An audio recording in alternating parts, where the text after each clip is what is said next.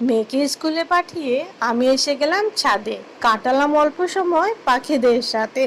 শুনলাম ওদের মনের অনেক কথা, ওদের ভেতরে কত কষ্ট, কত জ্বালা। আমি বললাম, কি এত প্রবলেম, কাঁদছিস কেন? বা বলল, মা আমরা তো দিনভর কিছু খেতেই পাই না, রোদের মধ্যে আকাশে উড়ে উড়ে বেড়াই। আমাদের এখানে একটু যদি পেলাম, আবার কোথাও পেলাম না।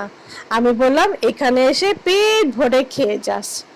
কথা বলে এসে গেলাম নিচে। ডান হাতের ব্যাপার বলে কথা, খেয়ে যাবি অফিস, তাই আমি প্রস্তুতি নিয়ে নিলাম। করলাটা থাকে অনেক ভালো, তাই ঘন্টাখানেক জলে ডুবিয়ে রেখে দিলাম।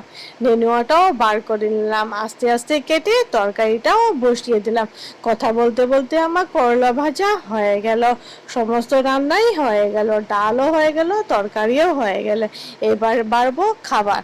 সাদা সিম্পল খেতে ভালো লাগে না একদমই, চাই একটা মাছের ঝোল, ভাজা, ঘন্ট। কিন্তু সকালে এত কাজ হয়ে ওঠে না ভাই।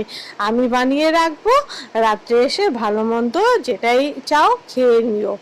তাই সিম্পল খাওয়াটাই বেড়ে নিলাম। দিয়ে দিলাম গরম গরম ধোয়া ওঠা ভাত, ডাল, উচ্ছে আলু ভাজা আর একটা তরকারি। এইরকম গরম খাবার আমার কপালে আর জোটে না। যাচ্ছি জলখাবার বানাতে। আর তাহলে আসি, আবার একটা ভিডিও নিয়ে আসবো। টাটা।